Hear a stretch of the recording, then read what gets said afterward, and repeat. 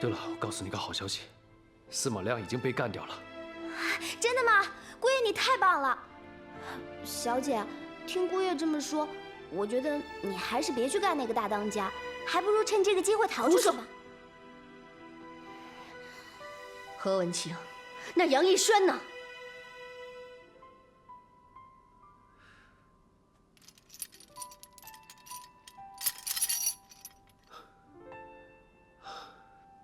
请你给我点时间，我一定会找出证据，到时一并清算。别再假惺惺了，也别在这说废话了。我知道他就是凶手，而且你也可能就是帮凶，所以我不会再上当受骗了。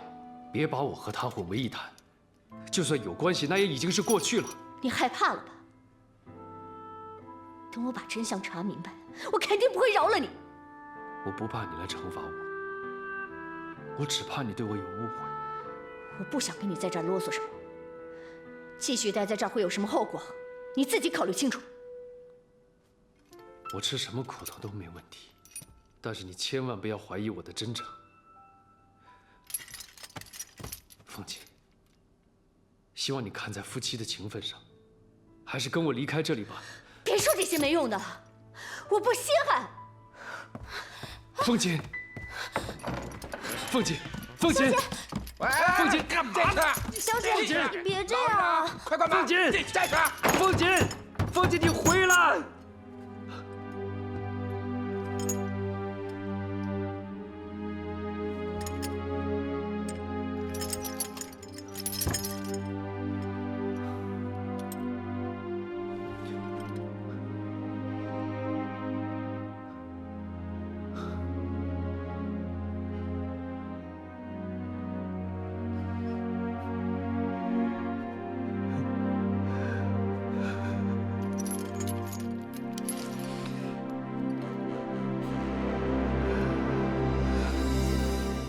范小姐为什么不愿放文清呢？这件事的背景很复杂，说起来她也是很为难。幸好何文清机智，暂时化解了危机。文清，文清，我实话跟你说吧，组织上为了保住何文清这条线，花了10分大的心血，绝对不能让土匪坏了大事。我今天晚上必须把何文清弄走，实在不行，我就跟他们动武。如此一来的话，何文清的处境有多危险，咱们暂且不说。党派我来改造这支队伍，也算是走到尽头了。我呢是很看好范凤锦的，可以借他的手，让那群土匪改邪归正。说不定啊，红军很快就会增加一支生力军。可是，别可是了，在这听我的。好，刚才是我太急躁了，但是你一定要答应我，无论如何，咱俩都必须把何文清囫囵个的给捞出来。你们如此的焦急，是鹿岛那边发生什么事了吗？此事说来话长，我回头跟你说。嗯。老师，有何文清消息了吗？何文清已落入天狼山土匪之手，被关进牢里了。这是怎么回事？还有更离奇的，范凤锦不但没有遭殃，反而成了天狼山土匪的头子。消息确凿吗？绝对准确。消息来自天狼山匪窝，详细情况，学生正在进一步查实。好啊！哎呀，一代巨商的千金转眼成了土匪，这是多大的讽刺啊！是啊，我都糊涂了，猜不出他们俩在搞什么名堂，是否在演一出戏。如果范凤锦从此真的落草天狼山，而何文清又一愣神儿，被那些土匪给弄死了，哎呀，那样一来，庞大的范氏企业忽然之间就成了无主金库，对我们来说有百利而无一害。东宝啊，下一步你知道该怎么做了吧？是，老师您深谋远虑，学生佩服。快去吧。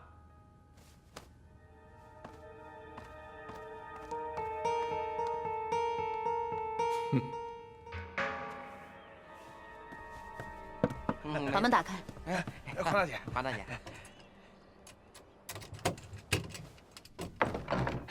您请。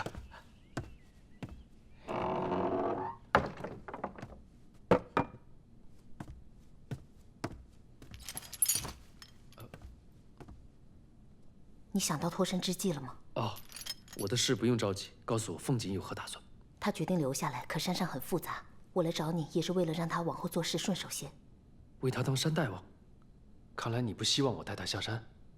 你猜的没错，天狼山大当家已经中弹身亡，山寨目前一片大乱。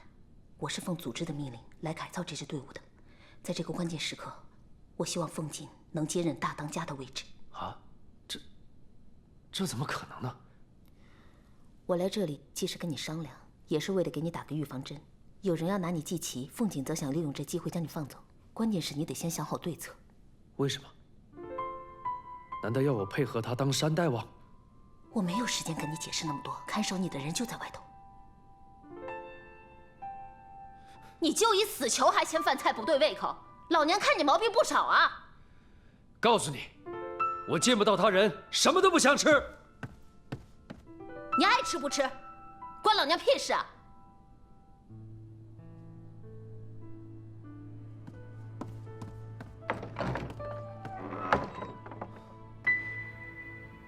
东海放置王成威，永安检场曹旭，将望商行刘之壮。哎呀，这几个都拿不出手。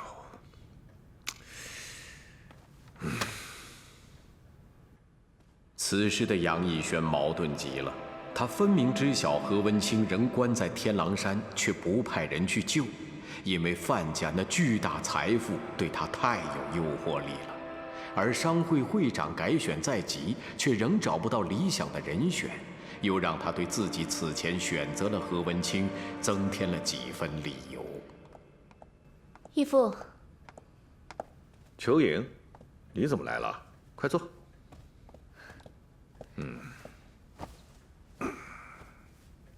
义父，不是您打电话叫我过来的吗？您给忘了？啊，我想起来了，都是让这个商会会长选举给闹的。怎么样啊？范家有没有找到什么新的线索啊？没有，没有找到任何何文清通供的证据，也没有关于船长的线索。哎呀，这个何文清啊，心思缜密。哎，你说有没有这种可能啊？他把这个秘密藏到一个地方，你根本就找不着。不可能，我从来就没有引起过他的怀疑。如果真有秘密，那一定是在范家内。那你的意思是，我是不是对何文清多虑了？义父，您肩负重任，小心行事也是对的。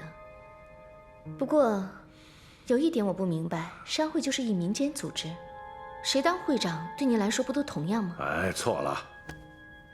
潞州商会会长这个位子特别重要，你目前还不了解。且不说南昌行营一天3个电话催钱，更重要的是，我得找一个靠得住的人坐这个位子。闽南乃至南洋的经济活动，才能掌握在我的手中。那义父的意思，仍想让何文清当这个会长？只要文清大节不亏，他当然是最佳人选了。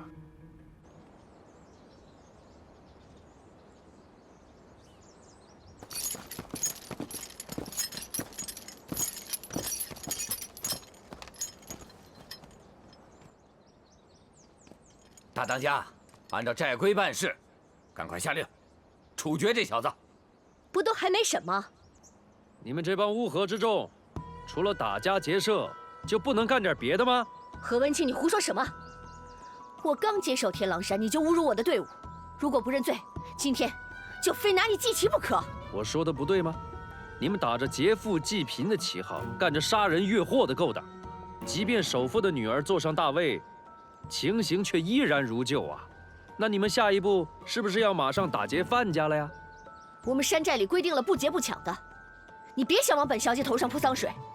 再者，我是范家独女，自然有权拿笔钱来壮大我的队伍。这范家的产业早就委托我来管理，而且杨逸轩在暗中死死盯着，要是没有我帮忙的话，你们是1分钱都拿不到的。何文清，你这样吧，我跟大当家谈笔生意，如果痛快把我放了，我保证每月给你们交保护费。那太好了，这可比杀人抢劫强多了。就是啊，范大当家。刘师爷，你是元老，你表个态吧。大当家，我看何老板说的可以考虑。这样一来，咱们山寨也有一笔固定的收入。大当家，你就答应吧。不可以，二当家的，我想这件事情如何定夺，应该由我们大当家说了算。何老板，您刚才说的那番话，弟兄们都颇感兴趣，但我们凭什么相信你？我立字据，按手印儿。要是我没有兑现的话，你们随时可以取我性命。何文清，我就姑且相信你一次。马上写信让人拿5万大洋来，那样我就饶了你的命。松绑。是。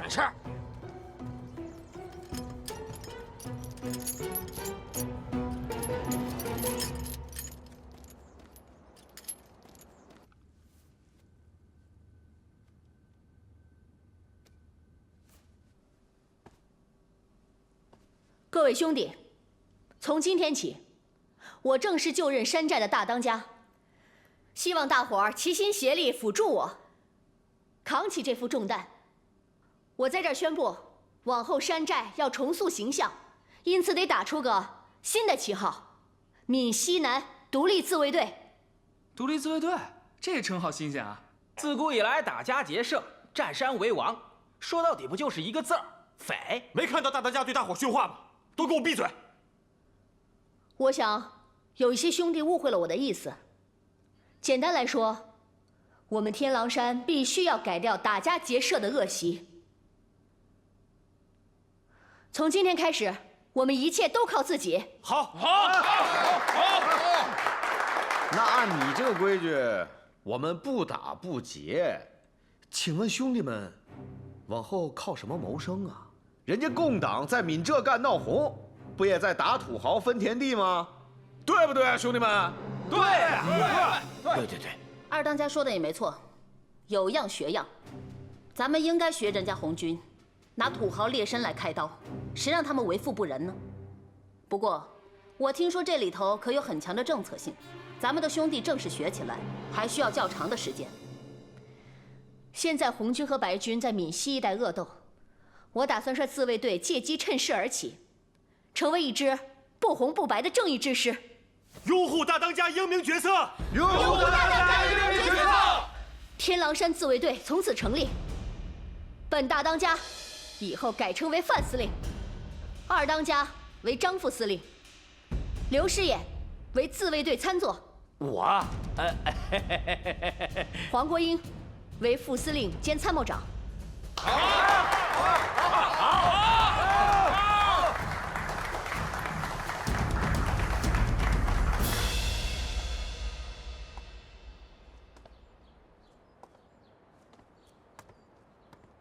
听说文清回来了，这小子可是大难不死啊！文清回来了，那他是逃回来的，还是被放回来的？这正是我想知道的。好了，我们一起去看看他吧。是。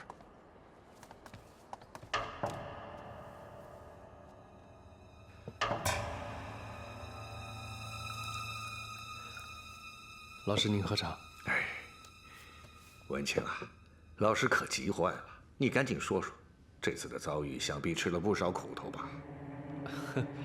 我这次啊，能活着回来见到老师，那都是不幸中的万幸了。那你的伤要紧吗？要不要去医院看看呢？不碍事，都是一些皮外伤。经过这次的劫难，我从此要跟范凤锦划清界限，对他不再有任何挂念。你说我舍命去救他，他却一心想要我的命。不会吧？这个范凤锦可是个名门闺秀，怎么会干出这种事情来呢？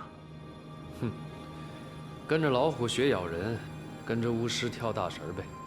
文清，你已经做到仁至义尽了。哦，对了，你在天狼山有没有探到那笔黄金的消息啊？黄金？司马亮遇害前一直怀疑天狼山的土匪跟这笔黄金大有瓜葛。为师真是惭愧啊！迫于南昌行营方面的压力，我每天都在想要找到这笔钱呢。这回我刚一上山去，就成了阶下囚，根本没有机会打探到更多情况。行了，不说这些了。为师今天来呢，一呢是来看望慰问，二呢是想告诉你，本地商会会长选举在即，为师想推荐你当这个商会会长。老师，您太抬举我了，我资历尚浅，怕是没有这种资格。资格，有资就合格。哎呀，我能不能当这个会长，那倒无所谓。倒是老师交代的盐田项目未落实，心有不甘。我一定尽快把事情办妥，也好让您能够尽快交差。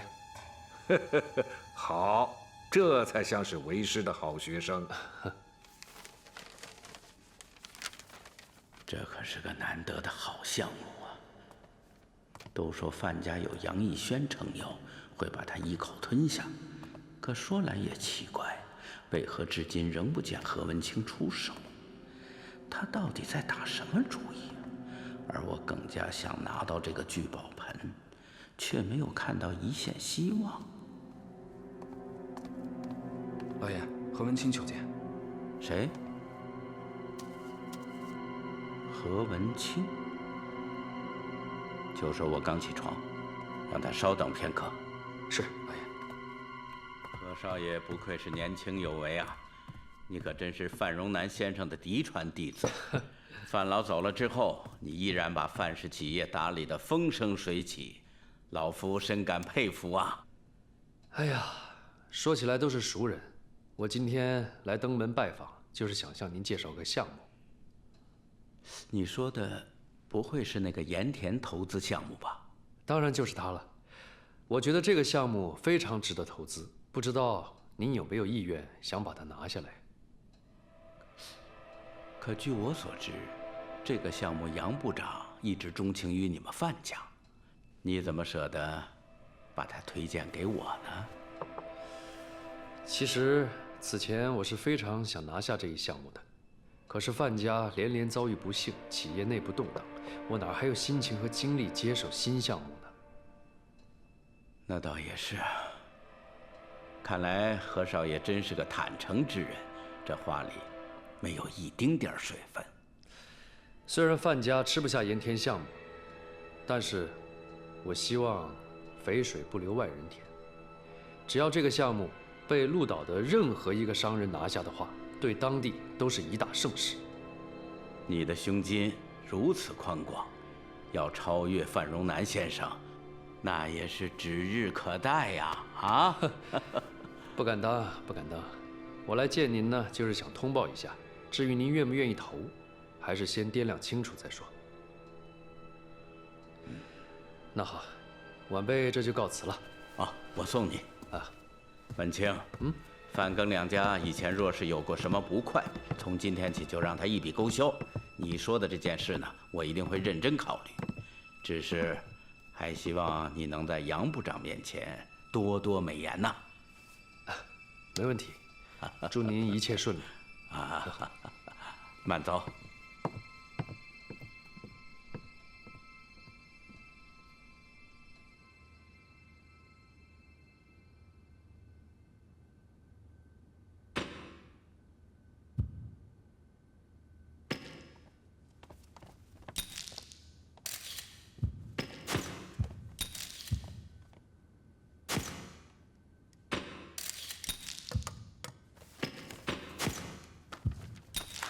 就在你好。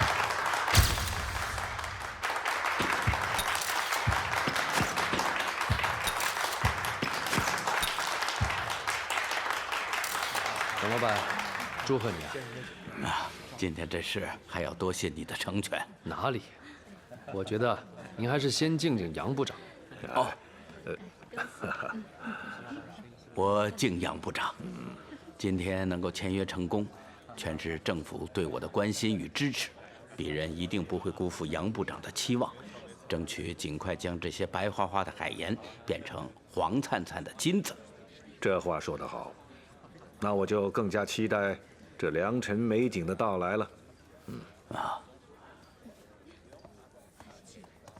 杨部长，我要敬杨部长酒，必定先喝3杯，方显诚意。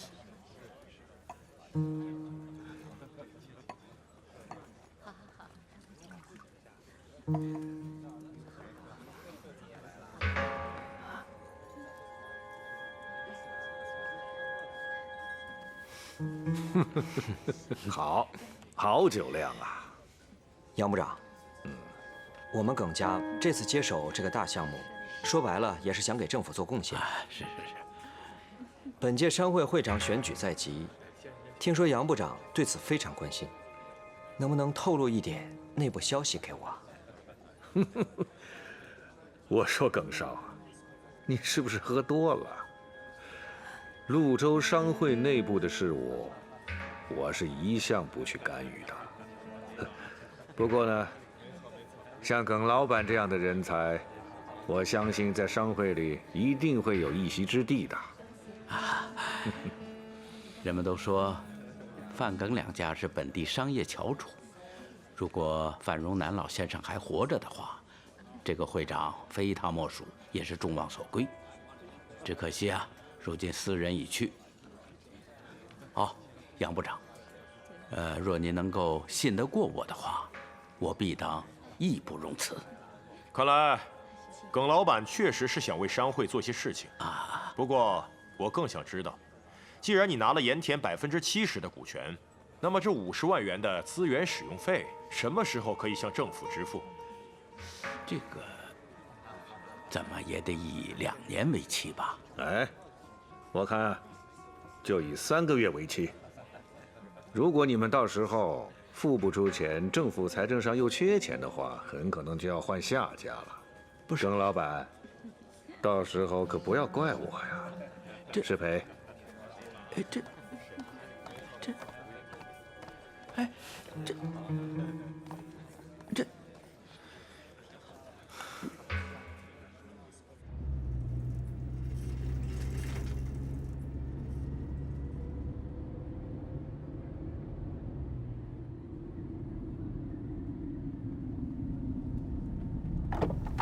哎，大老徐，你怎么跑到这儿来了？家里有个林秋影待着，说话不方便。老板，可能有大麻烦了。出什么事了？我刚得到消息，司马亮这小子根本没死。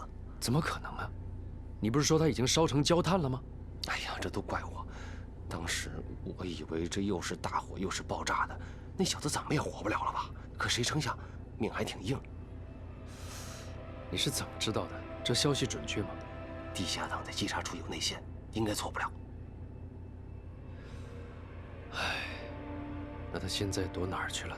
人目前在中山医院救治，要不我夜里潜进去把他解决了？不行，你别去冒险，那是自投罗网。这件事交给我去处理吧。哦，对了，你去办另外一件事。什么事？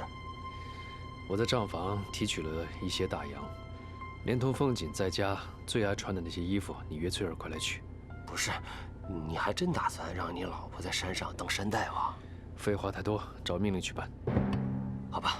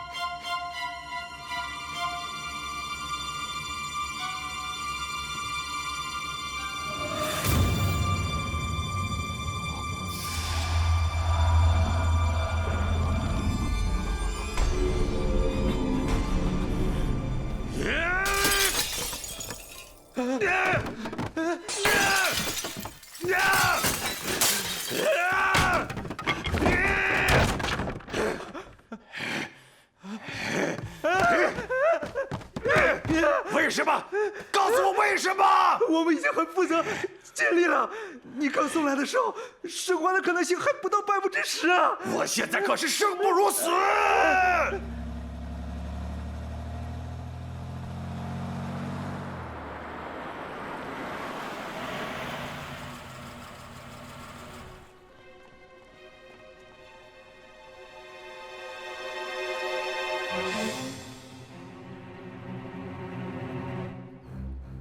看来老徐的情报没错，司马亮搞不好就在这儿。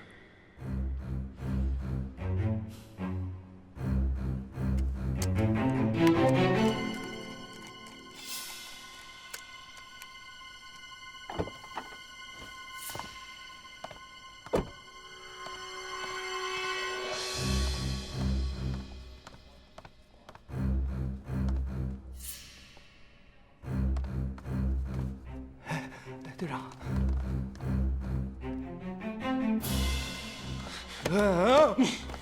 司马处长人呢？我人呢？老子警告你们啊！司马处长要是找不到，你们这帮家伙谁也别想活！不是，不可能，我们一直……闭嘴！队长，不好啊！厕所后面的窗户是开着的，被共党给劫走了。追！是。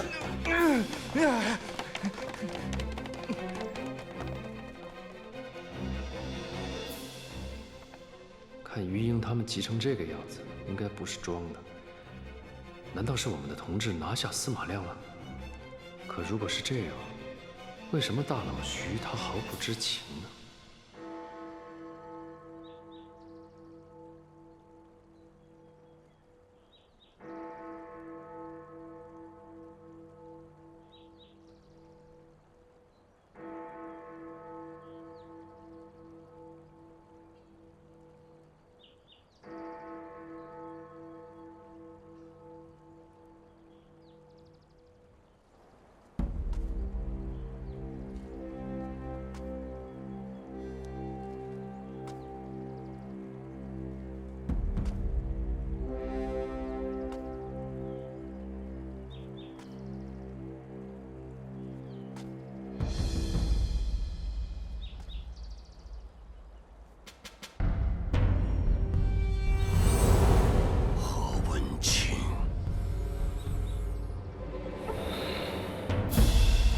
司马处长！司马处长！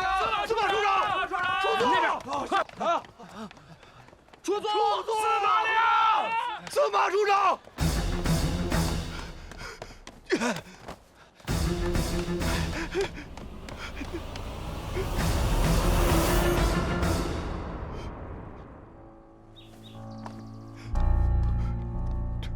啊！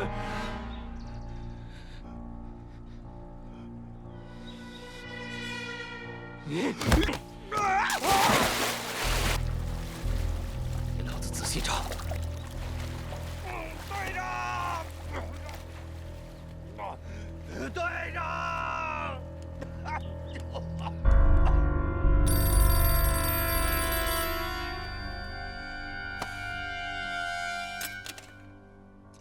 喂，老师，司马亮投湖自尽了。怎么回事？他不是在医院里疗伤吗？这件事千真万确，我刚才就在医院呢。事情大概是2小时前发生的。我还听熊司令说，这家伙自从毁了容，就已经心存死意。我一一问过当班的人，他们说司马亮死之前，心里一直念念不忘的，就是共党的巨谍船长。你派稽查处把附近水域捞个遍。我活要见人，死要见尸。是，属下明白。东宝，从今天起，警备司令部稽查处长一职，就由你担任了。多谢老师栽培。现在你的任务变了，要尽快的把代号船长的共谍给我逮住，将共党分子连根铲除。是，属下铭记于心。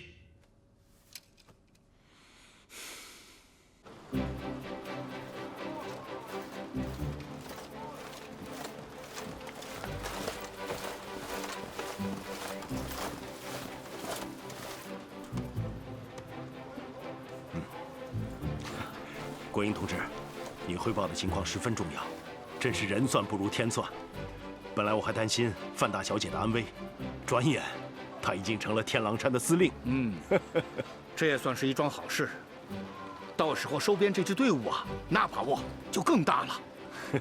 林政委、胡部长，我建议咱们不如来个速战速决，多派些骨干上山，直接把他们收编得了。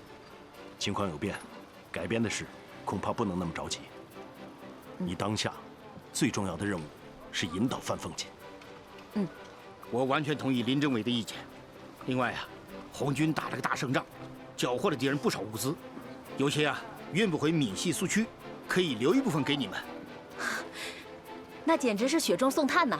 凤锦要知道了，肯定非常高兴。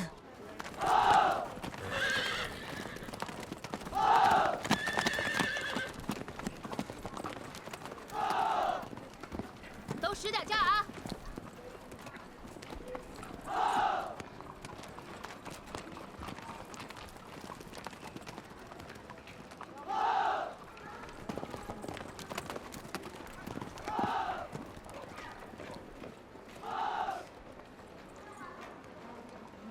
范司令在看兵书呢。哦，黄大姐，这兵法36计还挺有意思的，什么胜战计、败战计，都挺值得一看的。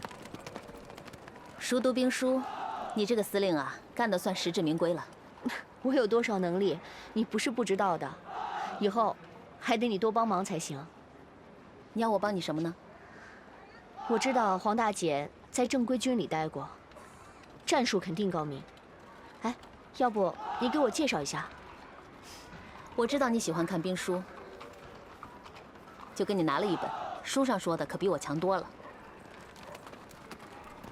《本草纲目》，难道你是想让我改行当郎中吗？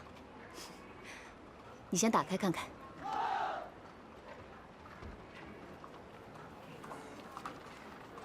敌进我退，敌驻我扰，敌疲我打，敌退我追，游击战里操胜算，运动战中歼敌人。这是哪个年代的书？游击战，这该不是红军的战术吧？我不看，道不同不相为谋。你先别那么快下结论，你先看看这上面说的有没有道理吧。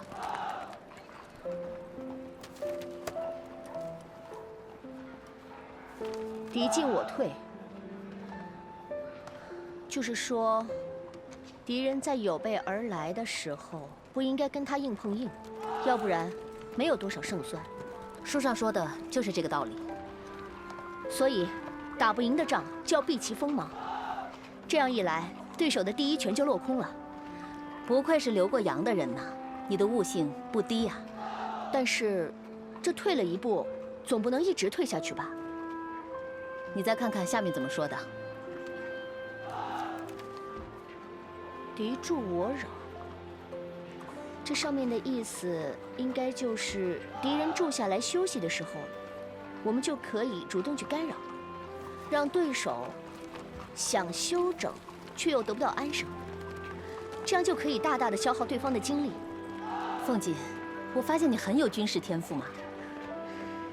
写这个书的人说的实在是太精辟了，他跟以往写兵书的人可大不一样。哎，黄大姐，这到底是谁写的？毛润之，毛泽东，你知道这个人吗？报纸上面看过，是朱毛红军的那个毛，对吧？对，就是他。2年前，毛委员带几千人，把井冈山闹得天翻地覆，几省白军都拿他没辙。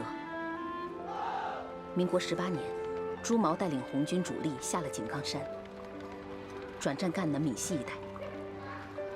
这就是他们所说的中央苏区。有机会，我真想去拜见一下毛先生，当面向他讨教。也许会有那么一天的，但是呢，你现在最要紧的是要熟读这本兵书，或许他会给你带来好运的。好，我听大姐的。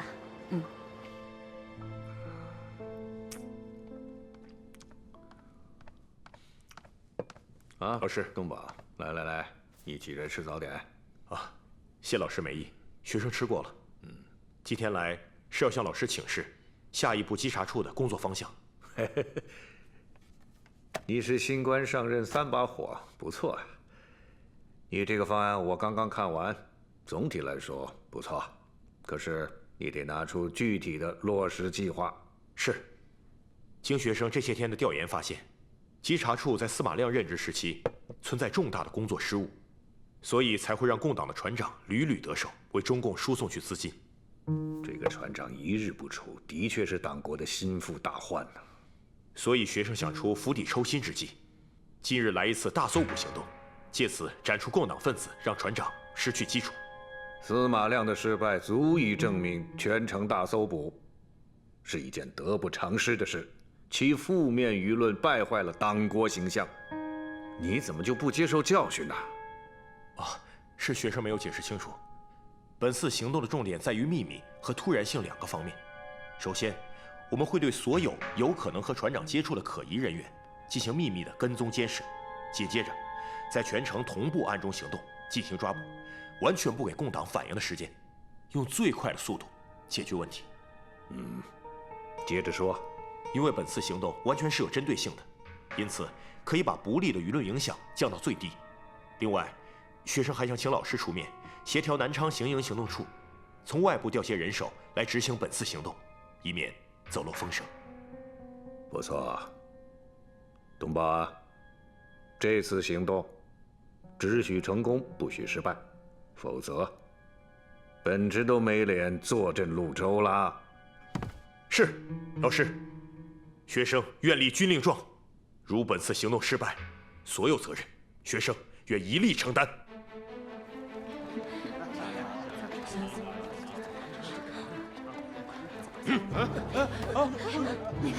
把他给我带走。是。走。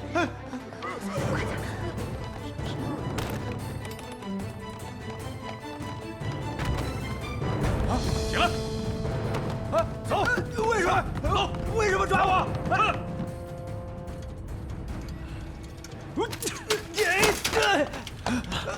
起来，起来！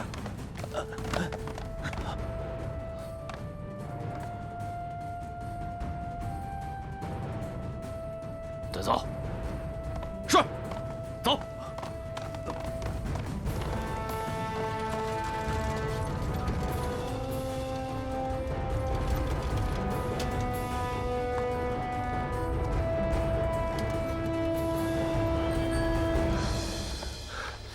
谭处长，一切按计划进行，共党一点没察觉。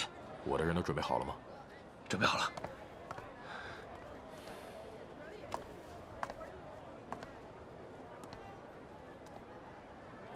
兄弟们，记住，从这一刻起，你们就是中共地下党陈秀昭的学生。学校党支部被稽查处捣毁，所以特来寻求船长的庇护。都听明白了吗？明白了，明白了。行动。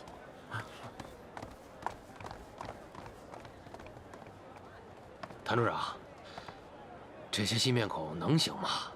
不如让我的人……你懂个屁！这些都是党国的精英，岂是你手下的乌合之众可以比的？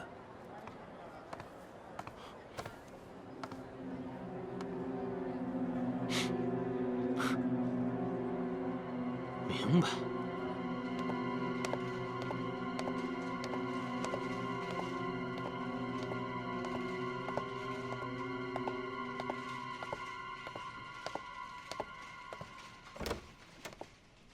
文清哥，哎，秋影，你怎么来了？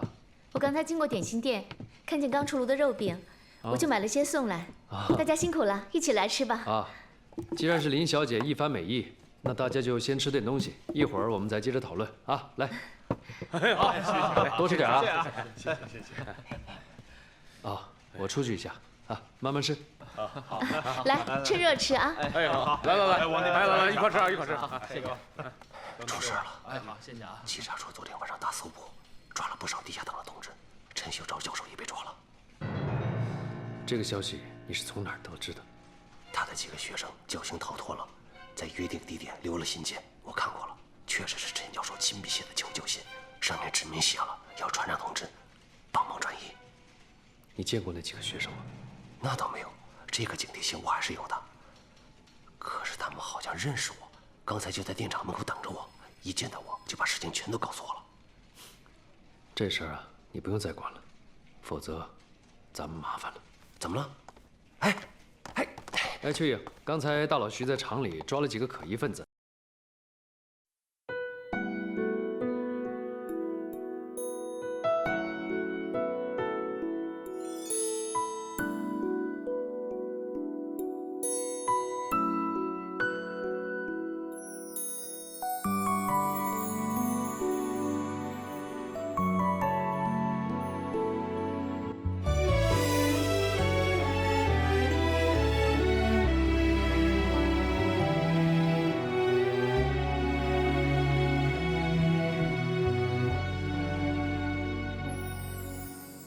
风鼓浪花映天之涯，皓月繁星映海峡。远方依然他期盼你的到达，冲破滔天巨浪，带他回家。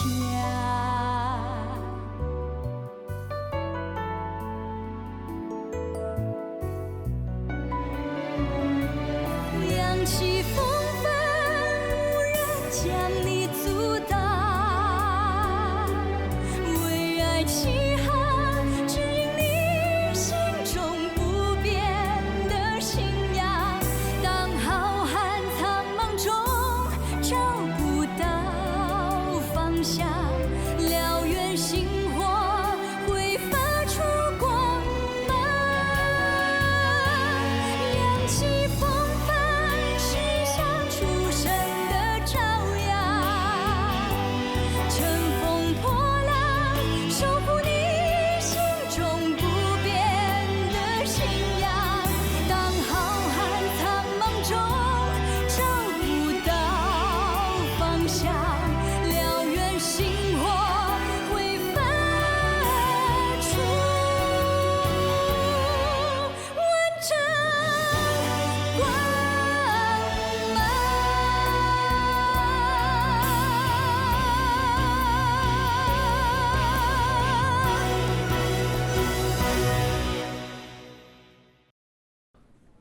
你想让我去打探监狱里的情况？杨逸轩不是在你身边安插了条美女蛇吗？你指的是林秋颖？你可以利用她一下，打探清楚监狱的兵力部署情况。既然你一定执意要去何文清的老家调查，那就说说你的理由。老师还记得当时我们在范家暗查共党的事情吗？经查时，何文清的父母皆为单传，3代之内根本就没有兄弟姐妹。